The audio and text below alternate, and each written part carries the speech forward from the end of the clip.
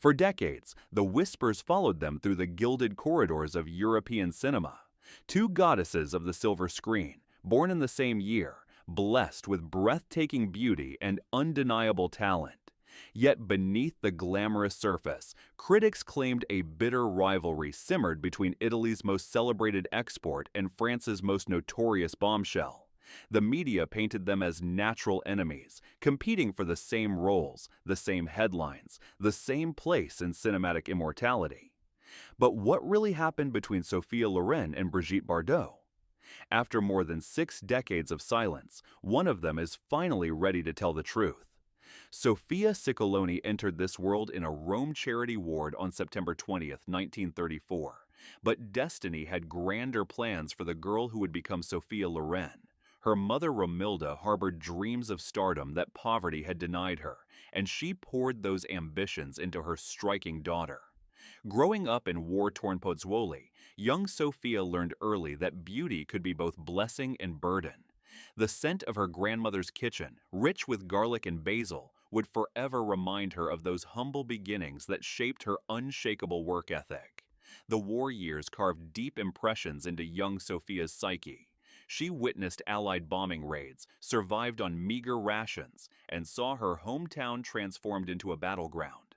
These experiences would later inform her most powerful performances, lending authenticity to roles that demanded emotional depth and resilience.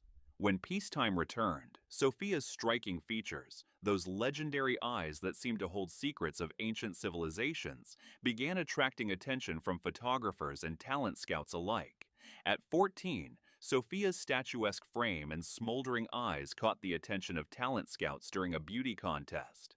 Her first screen test led to small parts in Italian films, where she honed her craft under the watchful eye of producer Carlo Ponti. 22 years her senior, Ponti recognized not just her physical allure, but the raw intelligence that would set her apart from countless other beauties seeking fame. Their professional relationship blossomed into romance, though legal complications would delay their marriage for years. The early films came in rapid succession: Hearts at Sea, Variety Lights, and The White Slave.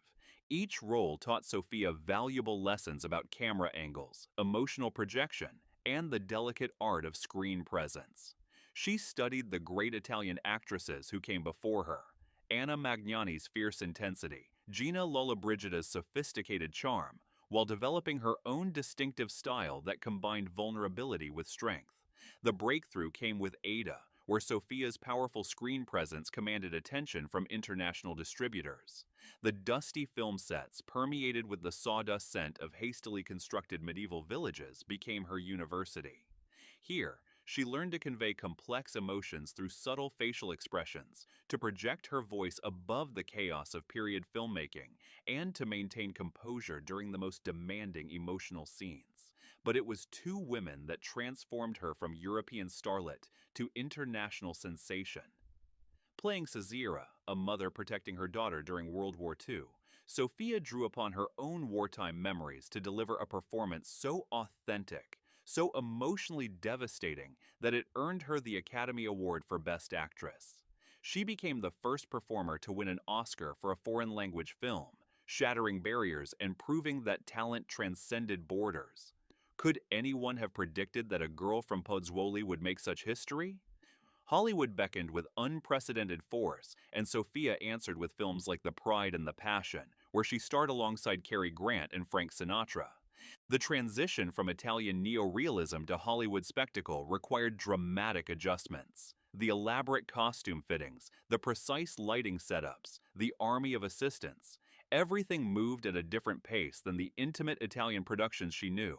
Yet she adapted with characteristic grace, learning to project her natural warmth across vast Technicolor canvases. Houseboat paired her with Cary Grant again, showcasing her comedic timing and natural chemistry with Hollywood's most debonair leading man. It Started in Naples reunited her with Clark Gable, the king of Hollywood himself, who reportedly told friends that Sophia possessed that indefinable quality that separates movie stars from mere actresses. The praise from such a legend validated her decision to pursue international stardom while maintaining her Italian identity. Yet she never abandoned her Italian roots, returning repeatedly to work with directors like Vittorio De Sica. Yesterday, Today, and Tomorrow showcased her comedic range across 3 distinct vignettes, each requiring different dialects, costumes, and characterizations. The film's success proved that European productions could compete with Hollywood blockbusters when anchored by genuine star power and authentic storytelling. Marriage Italian Style demonstrated her dramatic range alongside Marcello Mastroianni, beginning one of cinema's most celebrated partnerships. Their on-screen chemistry was electric, their off-screen friendship genuine and enduring. Mastroianni would later say that acting with Sophia felt like dancing with a partner who anticipates your every move. The roar of approval from audiences at the Cannes Film Festival still echoes in her memory, a thunderous validation of her artistic choices. Films like Sunflower explored love's complexities against war's backdrop, with Sophia delivering some of her most nuanced work. The production took her to Russia during the height of the Cold War, where she experienced the stark beauty of endless wheat fields and the warmth of Russian hospitality, despite political tensions. These international productions expanded her worldview and deepened her understanding of universal human experiences that transcended cultural boundaries. A Special Day revealed the subtle power of human connection, showing Sophia's ability to find intimacy in the most unlikely circumstances. Her collaboration with Mastroianni reached new heights of sophistication, proving that their partnership could evolve beyond romantic leads to explore deeper themes of loneliness, hope, and the search for meaning in modern life. Her personal life intertwined dramatically with her professional success. The battle to legitimize her marriage to Carlo Ponti involved complex legal maneuvering across multiple countries, with Vatican disapproval adding another layer of controversy. The stress of these proceedings often followed her onto film sets, where she channeled personal anxiety into compelling performances that resonated with audiences worldwide. Awards accumulated like precious gems throughout the 1960s and 1970s. The David di Donatello became almost routine, with 5 wins establishing her as the undisputed queen of Italian cinema. BAFTA nominations recognized her international appeal, while Golden Globe wins celebrated both her dramatic and comedic abilities. But perhaps more meaningful were the personal triumphs. Her marriage to Carlo Ponti finally legalized, the birth of her beloved sons Carlo Jr. and Edoardo after years of fertility struggles that had threatened to break her heart. The backstage dressing rooms filled with the nervous energy of opening nights and the sweet fragrance of congratulatory flowers became her second home. Here, she developed lasting friendships with makeup artists, costume designers, and fellow actors who recognized her fundamental decency beneath the glamorous exterior. These relationships sustained her through the inevitable ups and downs of a career spanning multiple decades. Her later career choices reflected growing artistic confidence and social consciousness. She tackled challenging roles that addressed women's issues, family dynamics, and social change. The Cassandra Crossing demonstrated her ability to anchor big-budget international productions, while Brass Target showed her expanding into new genres with characteristic professionalism. As the decades passed, Sophia's legend only grew beyond her filmography. She ventured into autobiography with Yesterday, Today, Tomorrow, sharing her story with characteristic honesty and grace. Her cookbook celebrated Italian cuisine, connecting her to those childhood memories of her grandmother's kitchen while sharing family recipes that had sustained her through decades of international travel. Philanthropy became increasingly important as her sons grew to adulthood. Supporting children's charities reflected her own difficult childhood, while literacy programs honored her belief in education as the foundation of personal growth.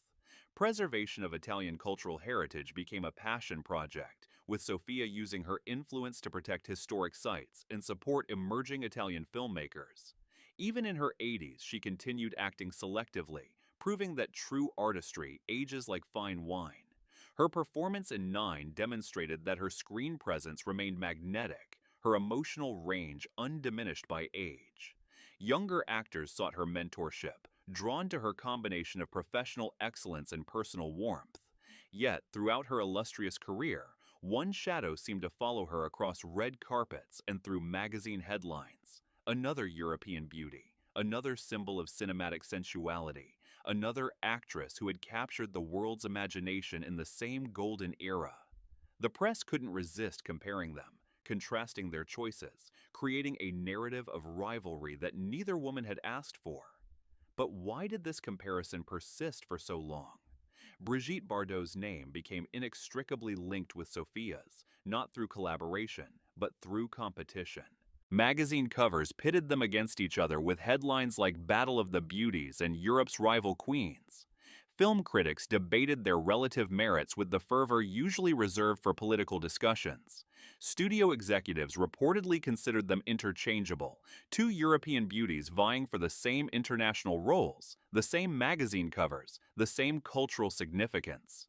The tension wasn't just professional, it was personal, cultural, a clash between different approaches to fame and different relationships with their own sexuality and power.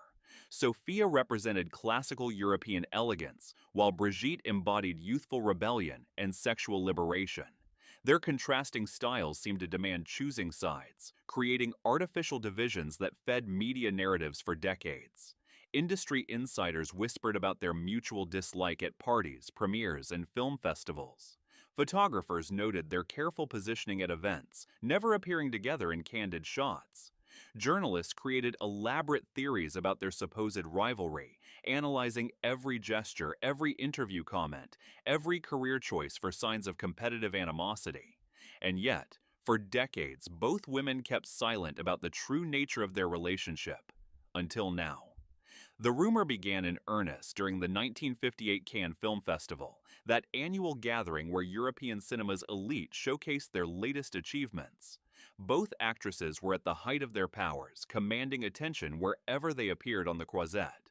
Sophia was there promoting The Black Orchid, her first major Hollywood production, while Brigitte basked in the continued international success of In God Created Woman, the film that had made her a global phenomenon. According to detailed reports in Paris Match, the two women barely acknowledged each other at a glamorous beach party hosted by a prominent French producer. Witnesses described their interaction as so frosty that other guests noticed the chill despite the Mediterranean warmth. The story gained momentum when Cinnamon published photographs showing both women at the same event, but carefully avoiding any direct contact. Industry insiders whispered about the incident for years, with each retelling adding new details and interpretations. Some claimed Brigitte had deliberately snubbed Sophia, viewing the Italian actress as unwelcome competition for international roles that French actresses had traditionally claimed. Others suggested Sophia had been the cold one, disapproving of Brigitte's more provocative approach to stardom and sexuality. A 1959 article in Photoplay magazine quoted an unnamed Hollywood executive claiming the ice between them could freeze the Mediterranean. The piece went on to speculate about professional jealousy, cultural differences, and competing approaches to European cinema's international expansion. How could two women from neighboring countries develop such apparent animosity? Subsequent encounters, or lack thereof, only fueled the speculation. When both actresses attended the Venice Film Festival later that year, photographers noted their careful choreography to avoid appearing in the same frame. Press conferences were scheduled at different times, parties attended on alternate nights, premieres approached with military precision to prevent awkward encounters. The story took on its own life in the celebrity press. Every magazine needed a Sophia versus Brigitte angle for major stories about European cinema. Fashion magazines compared their styles, with Sophia's sophisticated elegance contrasted against Brigitte's natural sensuality.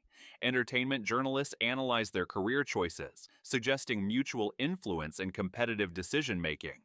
But here's the twist. The truth was far more complex and ultimately more human than the gossip column suggested. In her recent reflections, shared during a rare and extensive interview for her authorized biography, Sophia finally addressed those decades-old whispers with characteristic honesty and grace. "People wanted us to be enemies," she revealed, her voice carrying the weight of years, but also the relief of finally telling the truth. The press needed drama, conflict between two women who represented different sides of European cinema's emergence on the world stage. But hatred, real animosity, that was never the reality. What actually happened at that fateful Cannes party involved a simple misunderstanding, magnified by media speculation and the hothouse atmosphere of film festival politics. Sophia had been dealing with a devastating personal crisis. Carlo Ponti's legal troubles regarding their marriage had reached a critical point, with Vatican opposition threatening to destroy their relationship and his career. She was distracted, worried, barely maintaining her public composure while her private world crumbled. I barely registered her greeting, Sophia admitted, her eyes reflecting the pain of that long-ago evening. Not because I disliked her or disapproved of her choices, but because my heart was breaking over Carlo's situation. We didn't know if we'd ever be able to marry legally, if his career would survive the scandal, if our love could overcome such obstacles. Brigitte probably thought I was being deliberately rude, dismissive of her success. In truth, I was simply drowning in my own problems. The misunderstanding festered in the competitive atmosphere of international film festivals and celebrity media. Every subsequent non-encounter became evidence of their alleged feud. When they didn't appear together at events, it was because they couldn't stand each other. When they took different approaches to their careers, Sophia focusing on dramatic roles that showcased her emotional range, while Brigitte embraced her sex symbol status with apparent ease. It was proof of fundamental incompatibility and mutual disdain. Years passed before Sophia learned how deeply the rumors had affected Brigitte personally and professionally. She told a mutual friend years later that she'd always admired my work, but felt I looked down on her choices, judged her for embracing sexuality so openly, Sophia recalled, her voice heavy with regret. That broke my heart completely. I never judged her path or her courage. We were both trying to survive in an industry that often reduced women to their appearance rather than their talent. The revelation prompted Sophia to reach out finally, decades after that initial misunderstanding. A simple letter, sent through intermediaries who had maintained connections to both women, expressing regret for the long-ago confusion and genuine admiration for Brigitte's courage in following her own artistic vision despite criticism and controversy. The response was immediate and warm, filled with similar regrets and mutual respect that had been hidden for far too long. Both women had carried the burden of perceived animosity, allowing it to influence their choices and limit their professional interactions for decades. We wasted so many years, Sophia reflected, allowing other people's narratives to define our relationship. The truth is, we had more in common than anyone realized. We were both foreign actresses in an American-dominated industry, both trying to maintain our cultural identity while achieving international success, both navigating the challenges of being beautiful women in a business that often couldn't see beyond physical appearance. Brigitte Bardot emerged from a middle-class Parisian family, her destiny forever altered by a magazine cover photograph that caught the attention of director Roger Vadim. Born Brigitte Anne-Marie Bardot on September 28, 1934, just weeks after Sophia, she possessed an ethereal beauty that photographers found irresistible and a free spirit that would later define an entire generation's approach to sexuality and personal freedom. Her early years were comfortable but unremarkable until modeling assignments began showcasing her natural grace and photogenic qualities. The young Brigitte possessed an unconscious sensuality that cameras captured effortlessly, making her a favorite of fashion photographers who recognized her ability to project both innocence and sophistication. Her breakthrough came with In God Created Woman, directed by Vadim, who was also her first husband. The film shocked conservative audiences with its frank sensuality, while establishing Brigitte as an international phenomenon unlike anything European cinema had produced before. Unlike many actresses of her era, she seemed completely comfortable with her sexuality, unashamed of her beauty, unwilling to apologize for her choices or conform to traditional expectations of feminine behavior. The scent of sea salt and suntan oil from those famous Saint-Tropez beach scenes became synonymous with Brigitte's image, capturing a moment when European cinema dared to celebrate the human body without shame or pretense. Her natural, unguarded performances in films like Contempt showcased not just physical beauty, but genuine acting ability that critics sometimes overlooked in their focus on her revolutionary approach to screen sexuality. But Brigitte's story took an unexpected turn in the 1970s. At the peak of her fame, she walked away from acting entirely, dedicating herself to animal rights activism with the same passion she'd once brought to her performances. Her Saint-Tropez sanctuary became a refuge for abandoned animals, and her foundation continues fighting for animal welfare worldwide. The transformation from sex symbol to activist surprised many, but those who knew her best recognized the consistency. Brigitte had always followed her heart, regardless of public opinion or commercial considerations. The revelation of the truth behind the Loren-Bardot feud sent ripples through film history circles and celebrity media alike. For decades, the narrative of their rivalry had been accepted as established fact, referenced in countless articles about cinema's golden age, film school courses, and cultural studies examining women in entertainment. Suddenly, that foundational story crumbled, replaced by a more human tale of misunderstanding, media manipulation, and eventual reconciliation.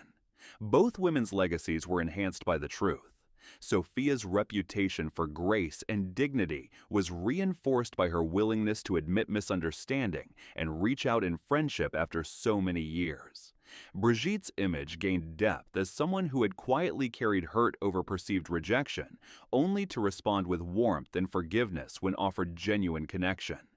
The cultural impact extended far beyond their individual stories. Their example challenged the media's tendency to pit successful women against each other, creating false narratives of competition and jealousy that served no one's interests except those seeking sensational headlines. Young actresses in today's Hollywood often cite the Loren-Bardot reconciliation as inspiration for supporting rather than competing with their peers. As Sophia reflects on this chapter of her remarkable life, the warmth in her voice is unmistakable. The burden of a 6-decade misunderstanding has finally been lifted, replaced by the satisfaction of truth told and friendship found. Two legends of cinema have given us something more valuable than gossip. They've shown us the power of reaching across divides to find common ground. The story of Sophia Loren and Brigitte Bardot ultimately isn't about rivalry at all. It's about two extraordinary women who survived an industry that often tried to diminish them, who found their own paths to success and meaning, and who proved that it's never too late to replace misunderstanding with genuine connection. Which other Hollywood legends might have similar untold stories waiting to be revealed? What other supposed feuds might dissolve under the light of honest conversation? If this revelation surprised you, imagine what other secrets from cinema's golden age are waiting to be uncovered. Subscribe and share this video with fellow film lovers, because the truth behind Hollywood's greatest mysteries is always more fascinating than the fiction we've been told.